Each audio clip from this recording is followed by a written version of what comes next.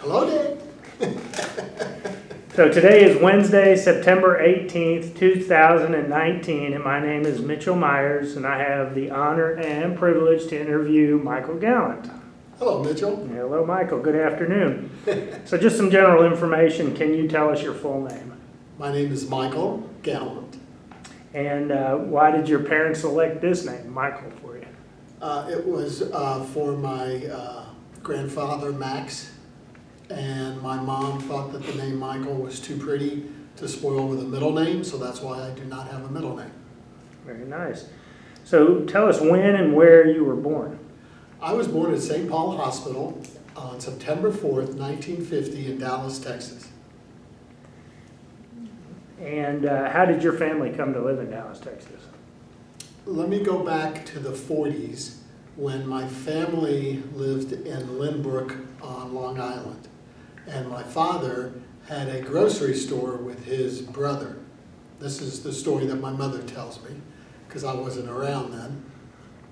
And apparently the uncle ran the business into the ground and the grocery store went bankrupt. So my father, having to earn a living for the family, got a job as a traveling salesman covering the Southwest territory of the United States for a little girls line called Saucony. So he packed up the family. At the time there was two boys, my older brothers, Stephen and Herbert, who everyone knew was Happy, and moved down with my grandparents. And about a year, they moved in 49, and then in 50 I was born. And that's how we got started in Dallas. We moved to Rosedale, which was right off of Snyder Plaza in a triplex. There was 6 of them at the time, and it was a 2-bedroom, so it was pretty tight. Did your parents or grandparents know anybody when they moved here, and how did they choose Dallas? My uncle, who was my mother's brother, had moved down here, I think it was after the war, and settled here and worked for different companies and what have you. And so since he was already here, it helped the transition. Very nice. And so how old were you roughly when you moved here? I was not born when You I were, moved here. so you were born It was a in year Dallas. later. There you go. Yeah.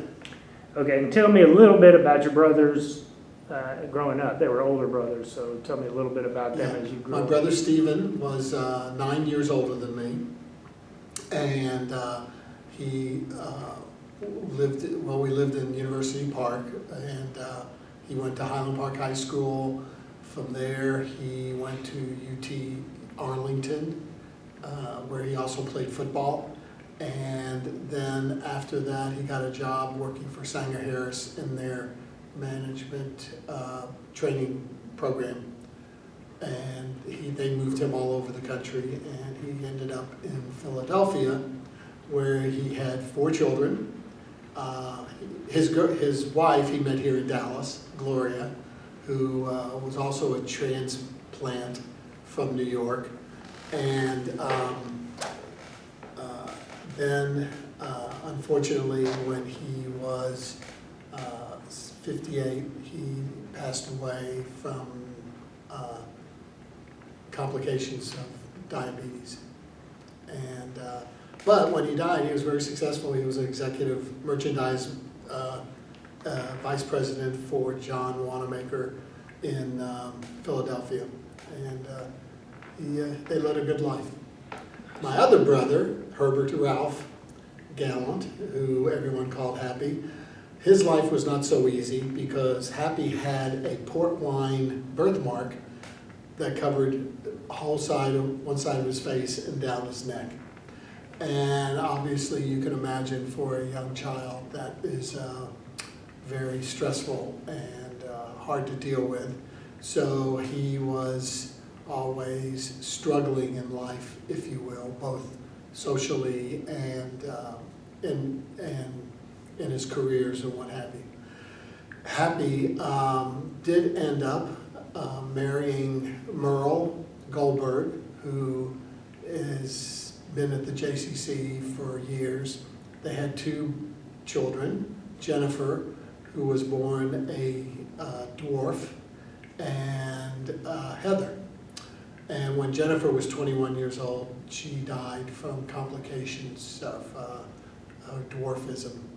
And Happy, who was didn't take care of himself, he passed away when he was 38 of a heart attack.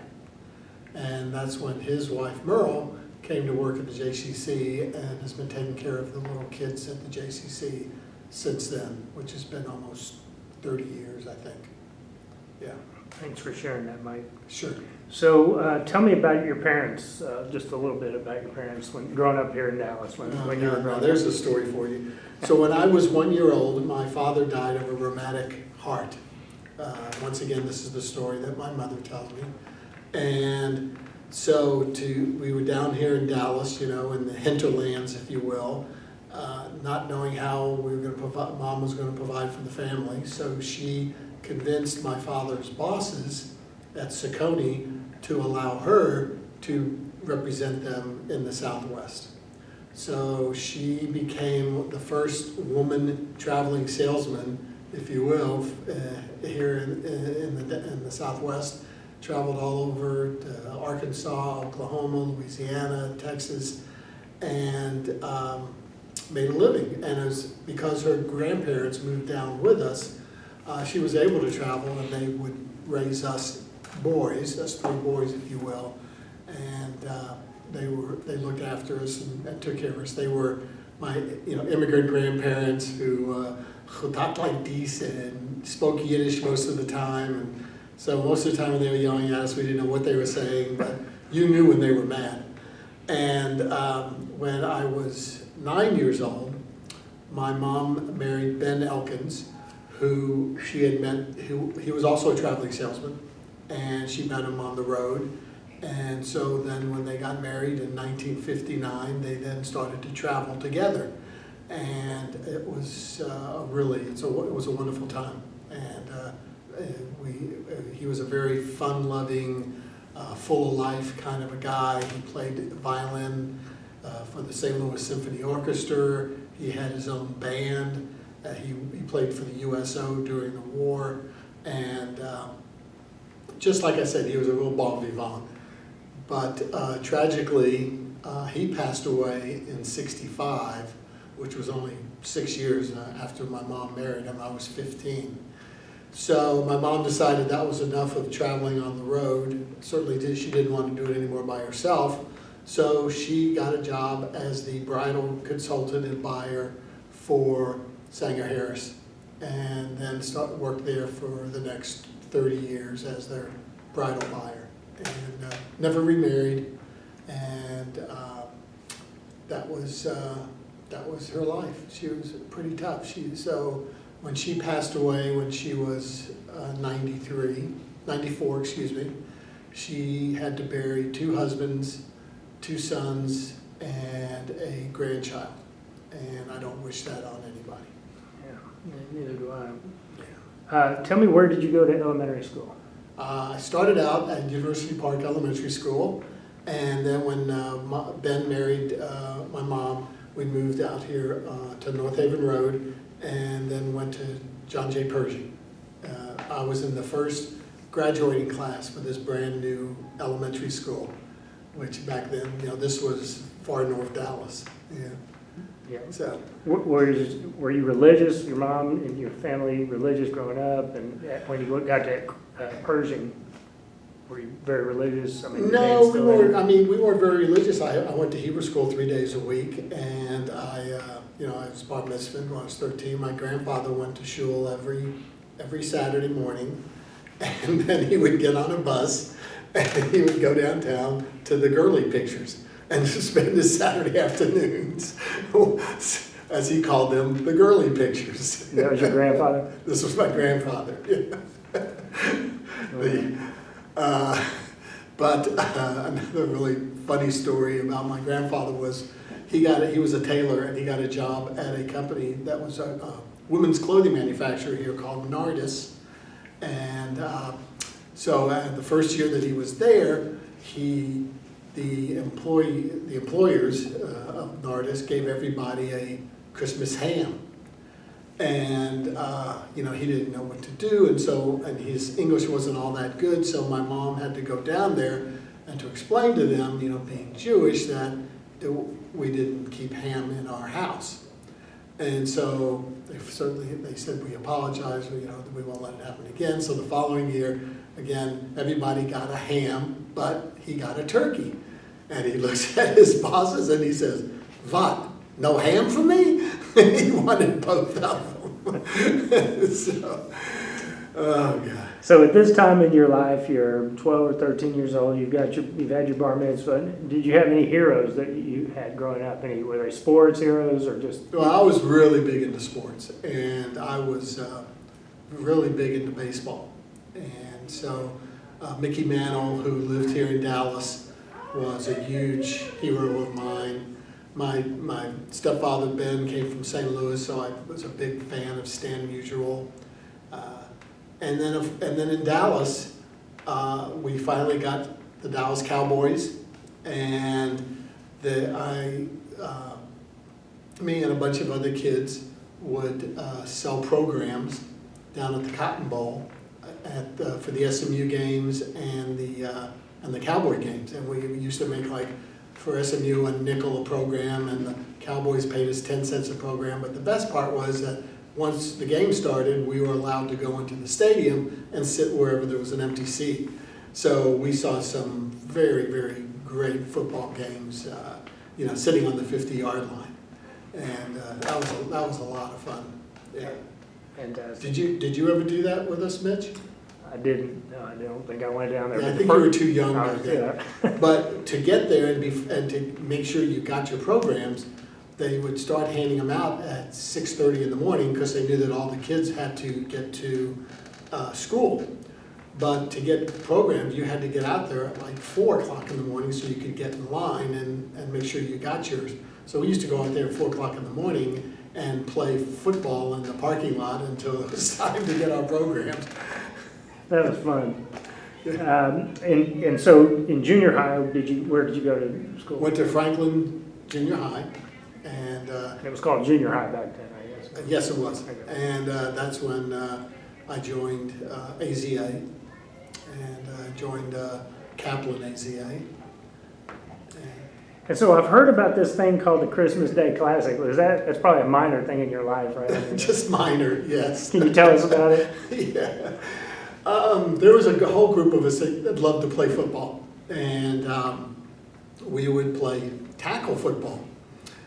So one Christmas morning, we all decided that since we had nothing else to do, nothing was open, there was no place to go, that we would play football on Christmas morning. And I had to say that probably at least 20 of us showed up. And like I said, we played tackle, and it was a lot of fun. And so we thought we'd do it the next year, and then the next year. And this year, I think, will be the 55th Christmas Day Classic that we've played. We've lost a few along the way, but still there's a hardcore of guys who still come back every Christmas to celebrate our friendships and to celebrate the bonds that we have from growing up together, but also this football game that kept us together. So it was more than football. It sounded like it was a lot about Jewish identity and something to do on Christmas, but about the friendships. Right? Absolutely, absolutely. I mean, and it wasn't just the game. I mean, we'd have a party the night before and a party the night of, and invite all of our friends, all of our Jewish friends, and it got to be quite a tradition, yeah. Fantastic.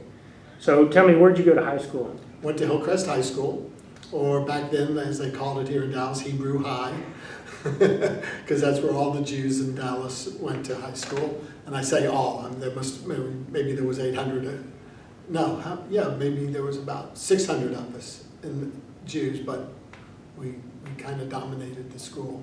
That's great. So, and this time you're growing up, it's a little different era now, it's mid-60s. Yes. And so can you talk about your influences, like what was going on, like musically, culturally, politically, that affected you, or even if you took it in? Yeah. Honestly, back then, we were so into sports, our group, of friends, the guys I hung out with in Kaplan. We were so into sports, we were so into girls, that's pretty much, that was our life for those 4 years, along with, there was the Vietnam Wars was starting to weigh heavily on us because we were all getting to be at the draft age, and obviously it was very concerning. So everybody made sure they got into a college, because at that time, if you didn't go to college, you were going to be drafted. And it wasn't until they had the lottery about 3 years later that you knew one way or the other if you were going to ever get drafted. But high school was a lot of fun, and had a lot of good memories from the AZA, BBG experiences that I was part of as well. Fantastic. So next step, I guess, is going to college, like you mentioned. Where'd you go to Went to University of Texas, as did most of my friends. So it was like a little junior Hillcrest High School down there. But it was also during the times of the Cultural Revolution. So a lot of us sort of, as you would say, would turn on and drop out. But we didn't drop out so much. A lot of us became activists. I became pretty political, worked very hard on the McGovern campaign, which was a total disaster, but it taught me a whole lot about life in America and politics in America. And we were all very active against the war, obviously, and we all grew our hair long. And it too was probably one of the greatest times of my life, because I've always felt like that at college, that, unless you're going to be a doctor or a lawyer, it doesn't really teach you about what you're going to do in life. But what it does teach you is how to think, and how to think rationally and responsibly. And from there, you can then figure out the path that you want to take in your life. So it clearly did. I mean, here's the Vietnam War going on, you're getting involved, so it's teaching you how to think, what you want to do. And what did you study at UT? I started in the School of Business, but I hated statistics so bad, and I hated taking a foreign language so bad that the only other school that would have me is the School of Journalism, and I didn't have to have a foreign language for that. So I went and got a major in journalism with a minor in advertising. And so I figured, I might as well do something with it. So I came back to Dallas and went to work for an ad agency in Dallas. It was called Gallant Advertising at the time, and worked in advertising for the next 15 years. Very nice. So during this time at University of Texas, were you able to keep your Jewish identity? I mean, with your friends, I mean, was that part of it, or was it just not until you got back to Dallas? It was semi-part of it. I mean, most of my friends were Jewish. I was in a Jewish fraternity, but only for a couple of years, and then I got out. But Sigma Alpha Mu, by the way, the Fighting Muse. But we all would always go to high holiday services in Austin. We always made it a point to. And fantastic. Yeah. So during this time, this 4 years that you're having this incredible growth and learning how to think and being an activist, how did that shape your life as an adult, or did it? I think it taught me how to be a better person and how to treat my fellow human beings a little bit better. But I don't know. I think you just keep learning all the time. Okay. I don't think someone can walk out of college and just say, "Oh, I've got it all figured out," because it's the last thing you've got is figured out, as you know. Well, I guess there were some things that you took to instill in your family and your children from that period, and maybe they are able to use it. Is that fair? I would say so. I would say that respect for others and races and what have you. I learned a key lesson during those 4 years in that regard, and we tried to pass that on to our kids later in life.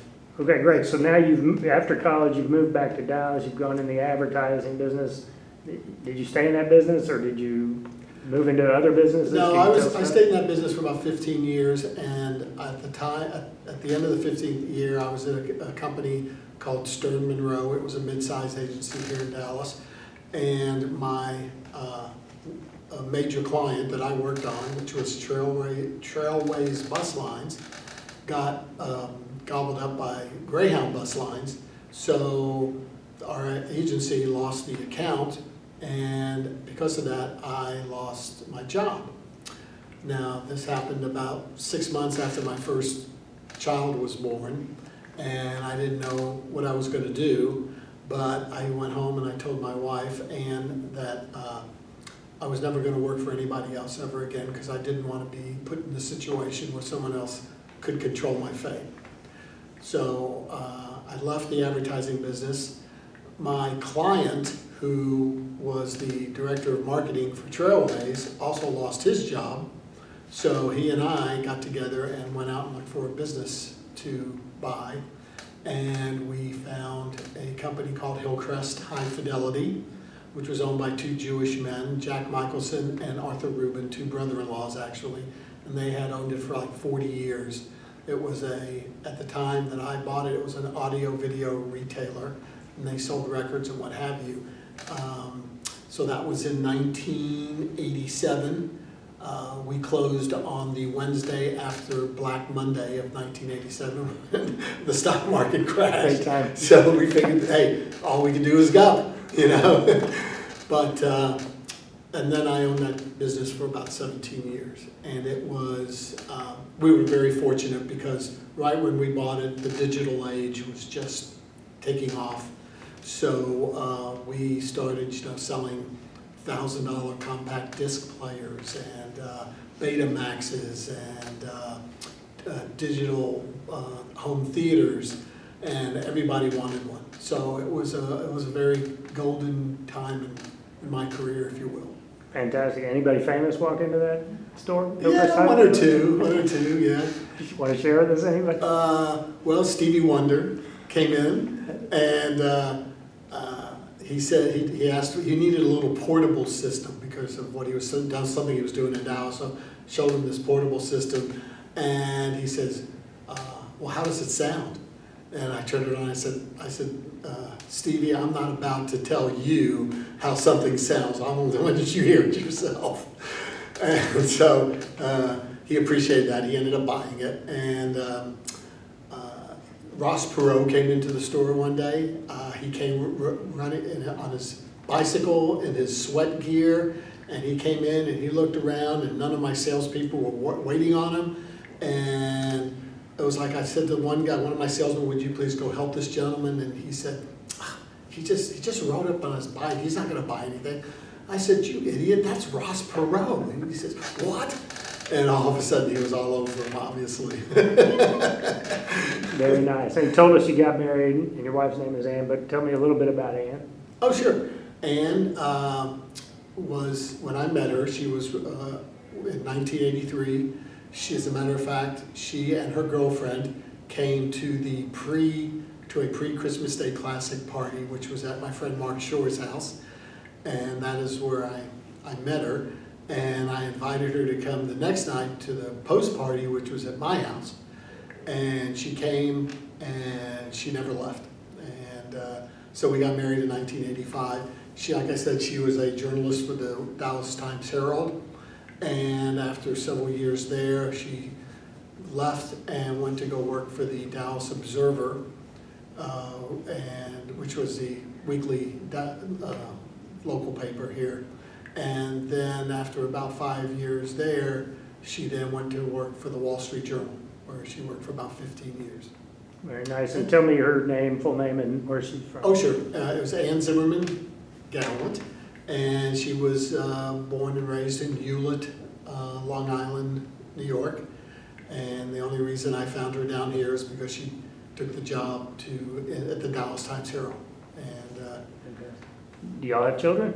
We do. We have two beautiful children, Marissa Hope Gallant, who is now 31, and she lives in Los Angeles, California, working in the industry. And, excuse me, and then our son, Benjamin Gallant, who is 29, and he's in commercial lending business out in California as well. He went to the University of Southern California, where he met his wife. They got married, and now have my beautiful grandchild, my first, Warren Joseph, and they also live out in Los Angeles. So when we get to go out there, we get to see everybody. So it's really nice. That's fantastic. Thank you.